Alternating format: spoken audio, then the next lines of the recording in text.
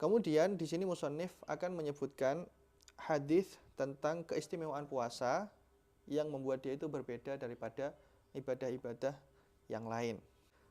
Beliau menyebutkan di sini Walid Bukhari dan di dalam riwayatnya Imam Bukhari wa Muslim dan Imam Muslim an Abi Hurairah radhiyallahu anhu dari Imam Abi Hurairah radhiyallahu anhu marfu'an berupa hadis marfu'. Qala Allah Ta'ala, Allah berfirman, ini kata Rasulullah, kullu amal ibni Adam lahu, setiap amalnya ibnu Adam yaitu manusia, lahu itu untuk mereka sendiri, illa siyam kecuali puasa, fa innahu li, sesungguhnya puasa itu untukku kata Allah, wa ana ajzi bihi, dan aku yang akan membalasnya sendiri, aku sendiri yang akan membalasnya kata Allah.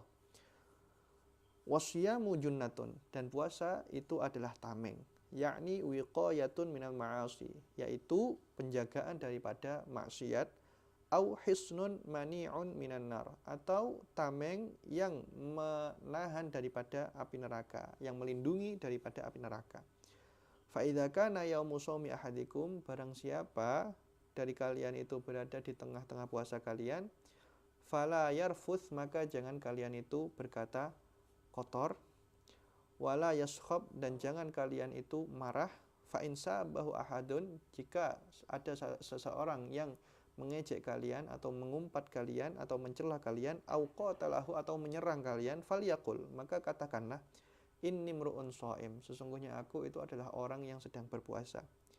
Walladzi nafsu Muhammadin biyadihi, demi zat yang diri Muhammad itu berada di tangannya, yang mana Muhammad itu berada di dalam kendalinya. La khulufu famis shaimi atyabu indallah min rihil misik. La khulufu famis shaim, sungguh bau mulut orang yang berpuasa, atyabu indallah, itu lebih wangi di sisi Allah, min rihil misik, daripada aroma minyak misik. Walis shaim farhatan, dan orang yang berpuasa itu memiliki dua kebahagiaan. Yafrahuhuma, yang orang yang berpuasa itu berbahagia dengan dua hal tersebut. Idza aftara fariha bifitrih, yaitu ketika orang yang berpuasa itu berbuka puasa, dia akan bahagia ya dengan berbuka puasa itu setelah dia menahan lapar satu hari full. Wa idza laqiya rabbahu fariha bisawmih, dan ketika dia itu bertemu dengan Tuhannya, dia akan bahagia sebab puasanya itu.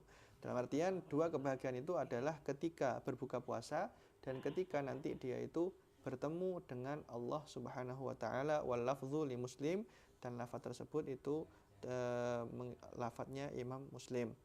Jadi di sini disebutkan bahwasanya salah satu istimewanya puasa daripada ibadah yang lain itu adalah bahwasanya ibadah-ibadah yang lain yang dilakukan oleh ibnu Adam, yaitu oleh manusia, itu adalah lahum, yaitu untuk mereka sendiri. Semua itu yang dikerjakan itu ya untuk mereka sendiri, untuk keuntungan umat manusia sendiri. Berbeda halnya dengan puasa itu ya bukan untuk mereka sendiri, tapi itu adalah untuk Allah. Allah yang meminta sendiri atas puasa. Dalam artian ini ya, kalau sefahamnya Al-Faqir, maksudnya adalah setiap ibadah yang dilakukan oleh umat manusia itu adalah lahum, yaitu untuk manusia tersebut, dalam artian ya sudah merupakan haknya mereka, karena disebutkan itu kan wa ma khalaqtul jinna wal insa illa liya'budun, tidak aku ciptakan jin dan manusia itu kecuali untuk menyembahku kata Allah. Maksudnya ini untuk menyembahku itu adalah konsekuensi dari penciptaan Allah kepada manusia. Maka haknya manusia karena sudah diciptakan oleh Allah, karena Allah sudah menciptakan manusia, maka haknya mereka, yaitu apa yang harus mereka lakukan itu adalah menyembah Allah. Itu adalah konsekuensi dari penciptaan Allah kepada manusia. Itu adalah ibadah-ibadah yang lain. Lah berbeda dengan halnya puasa. Puasa ini adalah karena Allah yang meminta, karena Allah yang memerintahkan. Sehingga puasa itu adalah untuk Allah, bukan untuk mereka sendiri. Berbeda ibadah yang lain itu untuk mereka sendiri ya, karena mereka itu diciptakan oleh Allah, sehingga konsekuensinya mereka ya harus menyembah Allah, mereka harus beribadah kepada Allah. Tapi kalau puasa itu adalah untuk Allah sendiri. Allah yang memerintahkan puasa dan Allah sendiri yang akan memberikan ganjarannya. Sehingga dikatakan bahwasanya malaikat pun itu tidak mengetahui berapakah ganjaran yang dihasilkan oleh yang berpuasa, orang yang berpuasa. Karena Allah sendiri yang akan memberikan ganjarannya, sehingga malaikat pun pencatat amal baik itu nggak tahu. Kalau ibadah yang lain, para malaikat itu mencatat dan juga mengetahui ganjaran apa yang akan didapatkan oleh orang yang beribadah.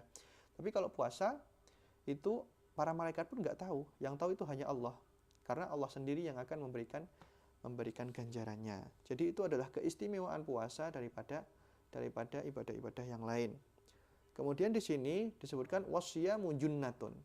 Lah, puasa itu adalah tameng. Apa maksudnya tameng? Di sini disebutkan bahwasanya ay wiqayatun minal ma'asiyah, itu tameng yang menjaga manusia itu daripada maksiat, atau tameng yang menjaga manusia itu dari api neraka.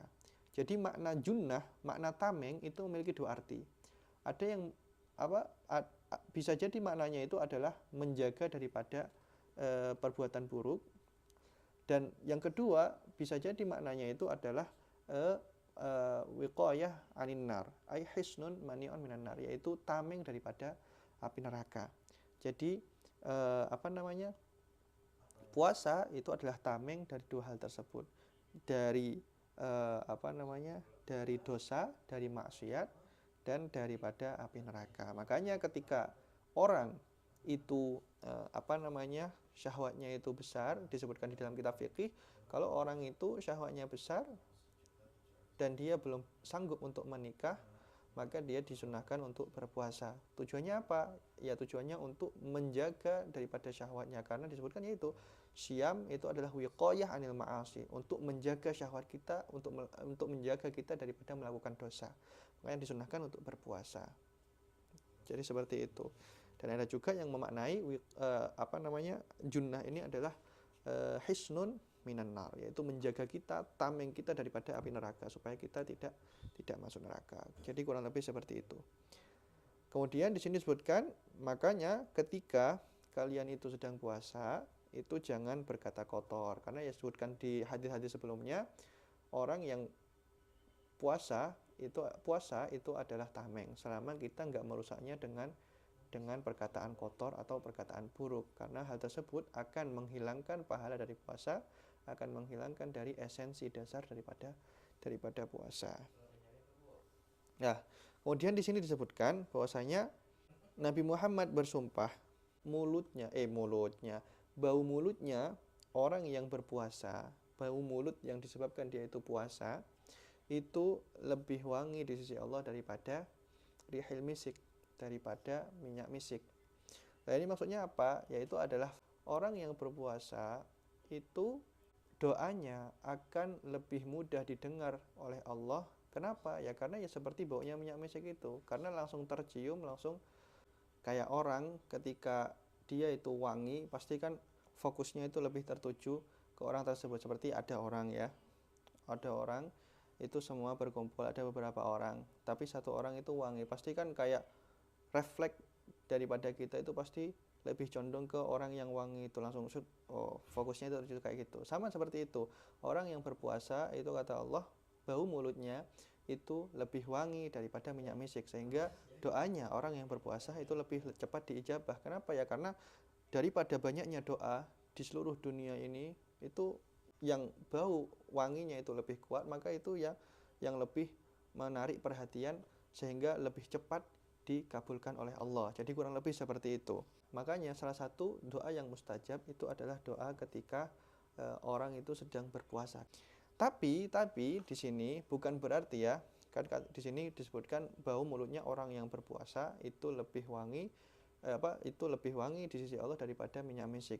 Tapi bukan berarti semakin bau mulut, semakin syadid atau semakin kuat bau mulut kita berarti semakin wangi, enggak kayak gitu. Seperti hanya disebutkan oleh guru kami, maknanya itu bukan berarti semakin bau berarti semakin wangi. Ini maksudnya wangi itu ya wangi yang memang sengaja yang dihasilkan daripada kita itu tidak makan dan minum. Tapi kalau bau mulut yang disebabkan karena kita itu tidak membersihkan mulut kita, maka itu ya beda lagi, bukan termasuk pahala yang disebutkan di sini. Jadi kurang lebih seperti itu.